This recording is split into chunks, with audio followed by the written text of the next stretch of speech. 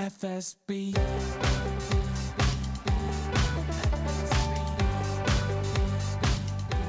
Hello, we're here with the Dell Technologies DWEN Dream Tech Contest, sponsored by Microsoft. My name's Tori, and I'm going to be joined by Faye Whitley, Jane Weist, and Judy Chikankana, who are three brilliant businesswomen. We're going to be talking about the problems they faced being women in business and busting some of those myths. Hello, ladies. Great to have you here. What would be wonderful is if we could have a brief introduction and tell us a little bit about your business. My name is Judy. I originally was born in Colombia. I came here to this country 7 years ago, and I have found it amazing to live. I have met wonderful people. I decided to create Delmora International Limited in 2019, so it's the third year, and very happy to be here. My name is Jane Weist, and my company is called Initially London, and we are a monogramming business. You didn't know what monogramming is. It's in the UK and in Europe, it's a centuries-old tradition of taking your initials and representing them in embroidery in a really beautiful graphic way. And what we do, we've made it very modern and very sort of accessibly priced by using graphic design and machine embroidery. And so we have a product line that ranges from accessories to home textiles to gift items, which we sell on our website and in our showroom in Fulham. And we also work with other businesses that want to offer personalization through embroidery and through monogramming on a white label basis. So we have a very active trade side to the business as well. Hi, my name's Faye, and I am the co-founder of Beevive. We are a small business, but with a big ambition to make the world a more bee-friendly place to live. Inspired by a spontaneous encounter with a bee in 2019, we launched our original Bee Revival Kit to empower and encourage others to help save the bees. Right then. So we'll start with quite a biggie, actually. According to the Global Entrepreneurship Monitor, women only represent about 1 in 3 growth-orientated entrepreneurs across the world. Why do you think that is? Why are men still running the majority of businesses? I think, well, gosh, how can you answer that in one sentence? I think there's a lot of barriers that we face as women, perhaps from like a younger age, where we see men in, important positions in businesses or perhaps even in politics. And so when I was growing up, the role models weren't always there to look for. And so therefore, I think, perhaps that can hinder you entering that kind of arena when you're young, or whether that's something you can become. I don't know if you would agree. Yes, but that's a really interesting report. And the growth-oriented entrepreneurs is a really important phrase, because that in that report refers to businesses with 6 or more employees. And that's actually quite a lot of employees, because when you look at small businesses, and we're here on behalf of the Federation of Small Businesses, most small business owners have 1 employee themselves, or maybe they have a partner or a family member that helps. So to get to the point where you have 6 full-time employees is quite a big step, because you need to find premises for them. They need desks, they need laptops. It's quite a good stage along in your journey, and you can only get there with capital, because all of that has to be financed. And access to capital is, I think, one of the biggest things that is holding a lot of women back. And when that is a big issue on its own. We could talk probably all day about how we fund our businesses. But the majority of women's businesses tend to be service orientated and with not very high barriers to entry. And those are not the type of businesses that companies like to finance. And so, I think that's probably one of the big issues in the gender gap. So one of the keys to close that gender gap be confronting those sort of issues. Indeed, funding.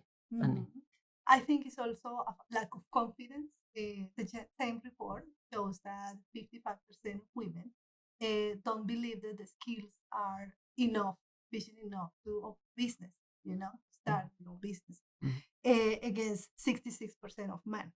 So it's I wouldn't say it's just a lack of confidence, but that is a factor that also adds to the fact that historically women have been seen as objects, for men.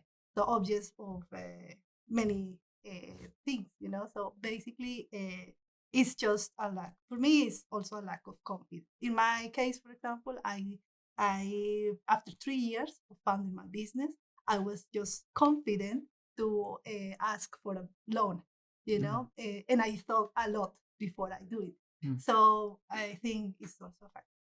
Where do you think we can start to build that confidence? Do you think it goes back to school? Do we need to change areas there? Or do you think it's representation across the media? I think it's the lack of environment friendly, when women can feel trusted and can feel trust to share their experiences and also find motivation, especially for young women. Because if you go to universities, I used to be a lecturer, and if you go to the universities, the most of women are I don't know, expecting to get a good job or a good husband, maybe, But being an entrepreneur is not on the top of mind. So I would say maybe to encourage that conversation and to encourage things like this, where women can share their stories, can share how difficult it has been, but also the hope that we have for a better future for our families and for us. Yeah. So do you think something needs to change in terms of access to funding, access to, confidence, representation? Yeah, absolutely. I think you're right in saying that it would be great to introduce that from a young age, because I definitely feel like I would have benefited from it. But those personal skills that you need to learn, those personal development sessions, there's something like building confidence and embracing like the fear of failure. I know that we all feel like, it's going to be the end of the world if this doesn't go the way we want it to. But actually, there's so many lessons that I learned from that. And so, but like we could do it at any age. I'd love to think that as women, we can be encouraged no matter what stage of life we're at, that we can take something and grab with it and go and change the direction of our career. And if that means running a business, then we need to celebrate each other and celebrate the ones that have already done it. Like, it's two fabulous ladies sitting here today. Like, these are role models that I would have loved to have been introduced to. I am. So sort of stepping in, you've kind of all stepped into the unknown. Have you ever felt the imposter syndrome? Oh gosh. Yeah. Yes. Of course. Yeah. And still do today. It's learning how to deal with that and the skills that you develop to learn that yes, you deserve to be here, and yes, you deserve the success that comes to you. And I don't know if you feel the same. Yeah, I think that's definitely true. No matter what your age, your experience, how established your business is, I think you're always asking yourself if it's is it worthy, is it investable, is it can you hire the right people? You second guess yourself all the time. It's crazy, but it's true. Have you ever felt that you've had to sort of take on those stereotypical gender traits to sort of feel confident within that area of business? I think, it's my personal opinion that women every month prepare themselves to be a mother, right? Nature, prepare yourself. So it's a lot of hormones, going on every month. And basically, I always try to get a maternal way to negotiate when I am with suppliers. But with some cultures, it's impossible because they start hard negotiation from the beginning. So you have to be more, defending more what you want. And for example, when you are negotiating about decreasing the price of some materials, or negotiating the times for delivering, or it's for me that is the crucial part in which you have to be hard. And I always say, okay, I need to put my hand now in this being hard, because I can't be maternal, I can't be soft, because I would be at the at the mercy of them. I actually love that, because it is true. Females do have different hormones throughout, different times of the month. And for so long, maybe we felt we've had to just quieten that. But embracing it and working with it, that's a lovely, refreshing, thing to hear, I think. And maybe, I don't know if you've ever felt this, that you felt you had so many responsibilities outside of your role within business. So home, managing a home, managing a family. Have you ever come across the struggle there? Well, you certainly have to also treat your staff as a family, because they help you bring your dream to life. And so that you have to keep the pressures that you bring from home out of the workplace, and then you have to keep the pressures of the workplace out of the home, and it's a balance. But I think increasingly that's not just a women's problem. I hope it's not just a women's problem. Yeah.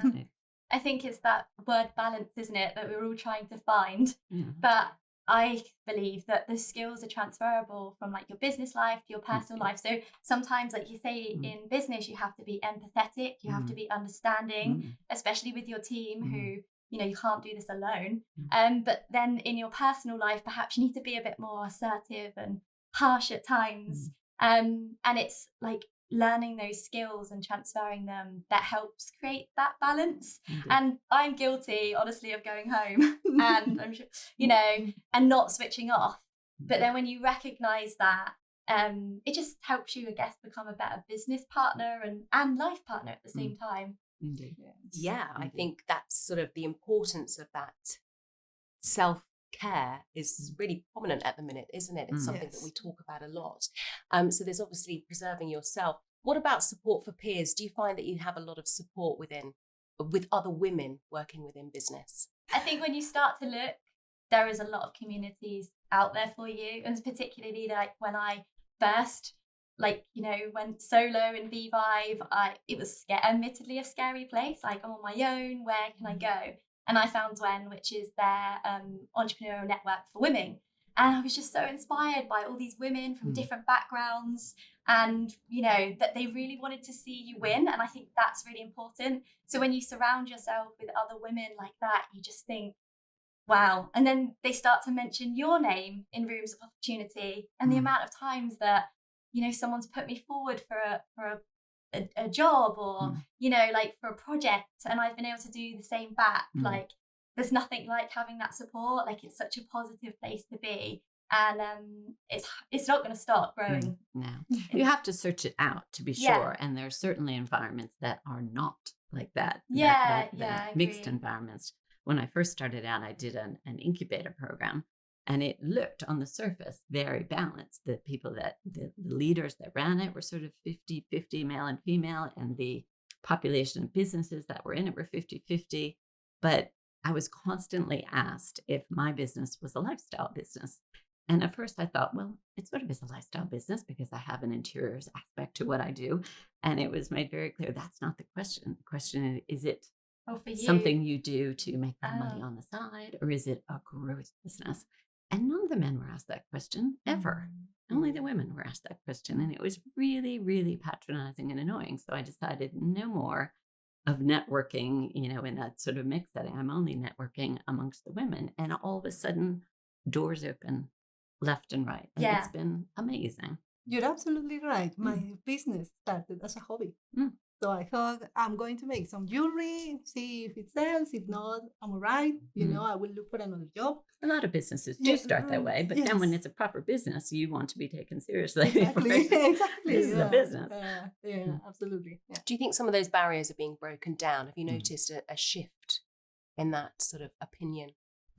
I think when you surround yourself in positive groups, it's totally broken down. But you're so right in saying that when you aren't in those groups and you perhaps branch out and you start networking in different areas, you feel challenged again. And that's quite can feel quite negative. But actually being in that room, I guess, is a way of taking, trying to take back ownership and going, actually, no, this isn't a lifestyle business. I feel really passionate about what I do. And, let's talk seriously about this. So that kind of brings us back to where we started, actually talking about funding. And Faye, you had you won a competition. You won £25,000 worth of Dell technology. Tell us about that. Yeah, I would love to tell you about it because it just had such a huge boost to my business. It helps us work really efficiently, more creatively, and without the barrier of lack of support in tech. Yeah. So tell us about what the competition actually was, how you applied, how you came across it. Yeah, so when I first went full-time in B5, I looked to surround myself, I guess, within a community, and I found DWEN, which was like fully based online, and I followed along the US side of the competition, and I loved watching it, I loved receiving the emails, and I voted, and it was just fantastic to see the winner. And then the following year, the UK version came out, and I thought, oh, should I enter? Like, do I deserve to enter? And I thought, no, I'll do it. So I did it in my lunch break and kind of really didn't think too much about it, like, oh, I might get contacted. And I did. And it was just such a huge boost for my confidence. And then the day that I found out that I won, we just couldn't believe it. Like, we've been functioning off one laptop for the first year or two, and yeah, it just changed the way that our business worked in terms of like our efficiency, our ability to work creative, and yeah, just I guess they held our hand through the whole process. So it was just really great to have a company that worked with us to support our short-term and our long-term goals.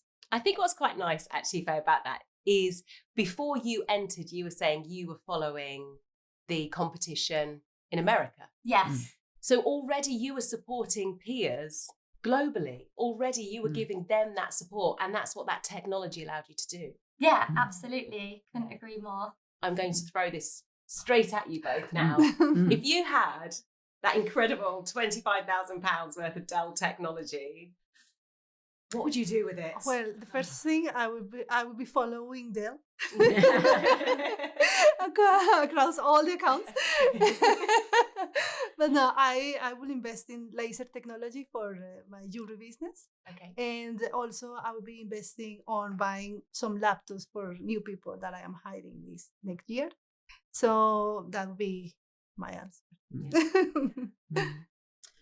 Our business, despite the fact that on the surface we look like we're girls who sew, it's based on graphic design, and monogramming is really where typography and embroidery collide, and the collision takes place on graphic design software. And we do laser etch, and we also do something called vinyl cutting, and all three of those production processes use different graphic design software. And on top of that, of course, you have your Photoshop open for editing your photos, and your websites open, which is very image heavy if you're in a product business. And so you need computers that don't crash, because the productivity loss when the damn computers crash is so annoying. So I would buy everybody a Dell laptop and just know that we were going to be faster, stronger, better, and more efficient. Did you have a bit of a fear of technology when you started, knowing that you'd be working so much with it? Or what's the perspective of women working with technology, have you found? I think women are very competent, avid, and enthusiastic technology users, but we don't start as many tech-based businesses as our male peers, and I think that's probably why the capital doesn't follow us. But in terms of using it, no fear whatsoever. Yeah, I would agree. I don't think I have a fear of using technology, but sometimes I don't quite understand it. So I just need more time to figure it out. And that's okay. Like, for example, like we recently got a new TV, and I let my partner set it up because secretly I know he really wants to do it. However, if I wanted to, I definitely could have worked it out myself. Yeah. Oh, absolutely. It's interesting though, isn't it? That perspective, and who immediately goes to deal with all the tech side of things. Yes. How do you find? I don't think it's fear. I think in my case it's resistance. I remember when I had this old mobile. It was old, it wasn't a smart mobile, and then the smart mobiles came into the market, and I was resistant to buy one of those. But I came to understand that technology is something inevitable, and you just have to embrace it. Yeah. So I think in my case it's resistant, but I have so many goals for Delmora at the moment, and the last maybe top 5 last on my list is augmented reality to be applied on my website, which is a very interesting project. I have already started, but again, it's a bit of resistance because, as you Faye said, it's something that you don't completely understand how it works. So I like to have control of what I'm doing. So it's something that I can't control very much. That is my case. I guess it's again going back to those breaking down those barriers and having role models within those sort of businesses. Yes, I used to work in recruitment as my second job here in England, and we used to hire engineers for developers, engineers, and 95% of the people we recruited were men. So it's still a sad statistic, but it's real. That was back in 2018, I think. Yeah, and I hope it's not like that anymore. But it was very difficult to find a woman engineer, developer engineer, to make all this difficult stuff. It's interesting because actually women have a very specific skill set that makes them very good engineers. Exactly. Yes. We have attention to detail, for example, with men don't. Sorry. Sorry. You can delete that. So attention to detail, things like that help us to develop a good career. Well, I think you can all consider yourselves excellent role models. You're putting yourselves out there, and just think of the young girls, old girls, all women who will look to you and maybe give them the confidence to start something up. If you could give them any advice, what would you say? Someone wanting to take that leap and starting their own business. Me? Yeah, let's start. I would say just do it. Life is too short. And if you fell down, you just gave up again. And, get up again and do it. And we women have been, most of women have been through many difficult challenges. And somehow we get up again, and if it doesn't result as you believe or that as you expected, just keep going. Keep going. And life is too short for saying, it's better to, how is the saying? It's better to regret than, sorry. Sorry, but it's better to do something and realize, okay, this is not working, I will do another thing, than saying all your life, what if, Yeah, absolutely. Yeah. How about you, Jane? Yeah, you asked me earlier if I had seen the vision of where we are today when I was sitting in my basement. And I guess my advice for people who are sitting in their basement starting out is that it's a journey, and failure and pivoting is part of that journey. And you don't need to have a fully formed idea on day one. Just put one foot in front of the other, and it will evolve as you go. And don't be worried about that. Yeah, don't be scared to dream. You need a goal, surely, but it doesn't need to be a fully formed goal. Yeah, I guess mine would be, I always say yes. Say yes to opportunity. You can do this. You do deserve it. And don't listen to anybody that says you can't. Brilliant words of advice from all of you. Thank you so much for chatting with me today. It's been absolutely inspirational. Thank you very much. Thank you very much. Last year, my business won £25,000 worth of Dell technology to create our dream tech setup. And this year, you can too, by joining DWEN, the Dell Women's Entrepreneur Network, and entering the Dell Technologies UK DWEN Dream Tech Contest, sponsored by Microsoft. Hi, my name is Judy. I'm the founder of Delmora. Join DWEN, the Dell Women's Entrepreneur Network, and enter the Dell Technologies UK DWEN Dream Tech Contest, sponsored by Microsoft. Hi, my name is Jane Weiss, and I'm going to urge you to join DWEN, the Dell Women's Entrepreneurs Network. I joined about 6 months ago, and it's been fantastic. It's a free resource and full of lots of interesting people and opportunities. And be sure to enter the Dell Technologies UK DWEN Dream Tech Contest. It's sponsored by Microsoft, and if you win it, you get £25,000 worth of Dell Technologies. Can you imagine what that would do for your business? I am definitely interested.